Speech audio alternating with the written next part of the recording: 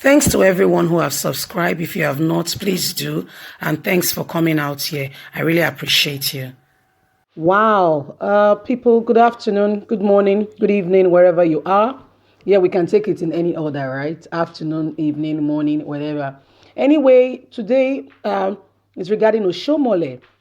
We're hearing this rumor that some of the fractional APC, the EPN member, we know we have 4 aspirants who are intending to contest against the president of Obaseki. So when they have this mock primary and the pick a consensus candidates who will now battle it out in the primaries against Obaseki, and the winner will be the one to fly APC flag in Edo State. So we're hearing that one of those aspirants has stepped down.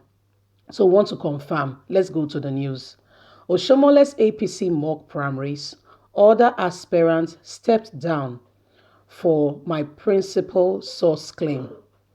The political crisis rocking the All Progressive Congress APC in Edo State took a new twist a few days ago as a mock primary was held to pick a consensus candidate within the camp of Adams Oshiomhole, the national chairman of the party, to go ahead for head-to-head with Godwin Obaseki, governor of Edo State. The candidate that emerges from the primary will then challenge Obaseki in the proper primary election of the All Progressive Congress APC scheduled for June 2020. This rivalry for the ticket under the Oshiomhole'S fraction includes engineer Chris Ogonwayi, former Minister of Works and a retired Group Executive Director of the Nigerian National Petroleum Corporation (NNPC), Dr. Pius Odubu, former Deputy Governor under Oshiomhole, Dr. Solomon Edibere, a former governorship aspirant, General Charles Ebivare, a retired Army General, and the People Democratic Party election in 2012 as candidates who is Pastor Z. Iyamo, the governorship candidate of the People Democratic Party then in 2016 that went head-to-head with Godwin Obaseki.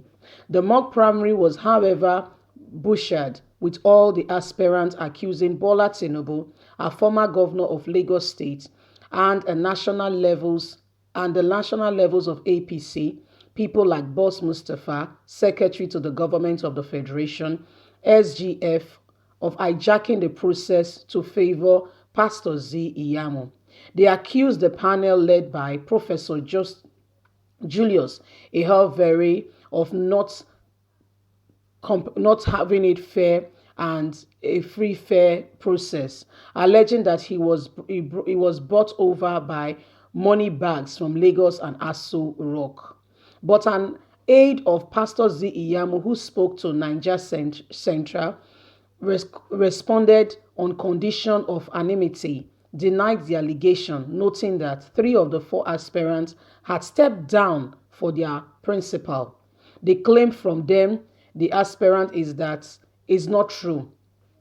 How can Tinubu be controlling a politics of Edo State?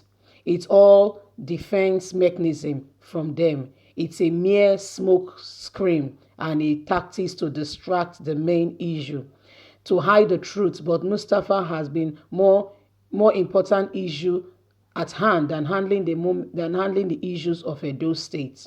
He has the head of Presidential Task Force on COVID-19. He will not allow himself to be distracted by mock election that is happening in Edo State, says Izi Iyamu's source, who pleaded to remain anonymous. He continued, I can tell you authoritatively that 3 of the candidates withdrew for Pastor Z. Iyamo ahead of the election. They agreed that he is more popular and accepted by all. But a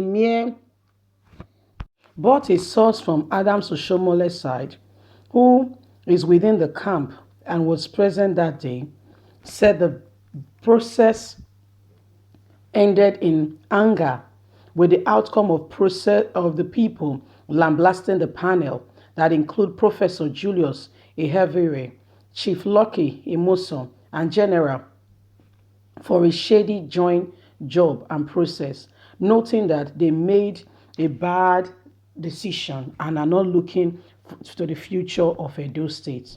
And obviously angry, Oshomole party quickly disbanded the panel and ordered that the following will be cancelled and a new date will be picked for the process to be done peacefully and in order to pick a consensus candidate. However, the meeting ended in a deadlock and no candidate was picked. Well, my people, the source from Izi Iyamo that pleaded with us to remain anonymous, we agreed to what we call anonymity, which is also something that the court does at times. If they want somebody to give a statement, they will say, "Okay, we'll give you a statement for this." You will give your statement to us to ascertain what the true state of things are. With this, we will do this for you. So he has pleaded with us that please he wants to remain anonymous, and we have given him our word. He said, according to him, that the other three aspirants stepped down before the meeting. But I have a question. If you say they stepped down, why would they dress up, wake up in the morning, have a shower, dress up, take their come with those that are their supporters and get to that venue at the time stipulated to be there?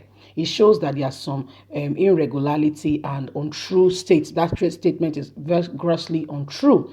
I think it's just a tactic from the Iziyamu camp to discredit the other candidates that intend to combat Godwin Obaseki come the primaries in June. So the matter here is why couldn't they get a consensus candidate? Well, they said the 14 lawmakers that they picked on that day to stand and to pick for this candidate, what did they do? According to them, they said this candidate, the 14 lawmakers were all from the same region. Yes, that it was not it was not evenly distributed all around Edo State. That it was all from one sector, all from one area, and so their preferred candidate was Izi Iyamo, as Izi Iyamo constantly kept on being repeated as their candidate, and everybody got angry, say, what is it? We came here for an election, not for you guys to pick somebody you have already prepared your mind. That it was obvious that their minds were already made up, and there was accusation of people, pointing to Bola Tinubu. That Bola Tinubu was the brain box behind this. Why did they say that? They said he has already agreed with Adams Oshiomhole that in fact, there should be no primaries. They should just pick a consensus candidate, and that candidate should be Izi Iyamo. That Izi Iyamo is more popular and is somebody that could go in a head-to-head combat with Godwin Obaseki. So these were some of the allegations and some of the issues with the people, and they were very angry that how can we come for a contest, and all we are saying is that they've already picked somebody even before the contest began, that this is grossly unfair and untrue and it's not done. But anyhow, Izi Iyamu's source, you heard me read, said anyway that they came with an understanding that the other three candidates has dropped out and that Izi Iyamu is the only candidate. So it's square already. There is no need for any election or any mock primaries. So my people, the question is, if they have already agreed that there is no mock primaries, why will they come there? So it shows that there is something going on. And they also accused the panel of having received money. I mean, they said, if you listen to the phrase, the way they say bags of money from Lagos and Abuja. So that's why they are all voting for Izi Iyamo. But the truth is, if you gamble with your future because of a pot of porridge, you will live to regret it too. Because the person to be the governor of Edo State will be there for another 4 years. Are you thinking about the future of the people of Edo State? Or is just a selfish, self-motivated? Is it really about the people? Is it really about Edo State moving forward? Because Edo State is beyond Oshiomhole, is beyond Godwin Obaseki, is about every single individual who lives in Edo State, who should have a fair chance of enjoying democracy. If we say it's a democratically elected a government and it's a democratic era that we are in. Enough of hanky-panky, enough of these things that are going on in Nigeria. See, forget about the presidential level. Start from your state. Make your state the best. so that everyone who lives in your state will feel the effect of democracy. That is how we start. That's the way change starts. It starts from the grassroots and climb all the way to the top. It does not start from the top. Anything that will be effective will start from the bottom. And if people can begin to say to the person of the president that look at the governors are doing much better, he'll be ashamed. So, my people, the ball is in your court. I would like to say a big thank you to all of you who have come down here to listen. Thank you so much. Please don't forget to like us, to share, to subscribe. Click on the notification button so you can get all our latest news.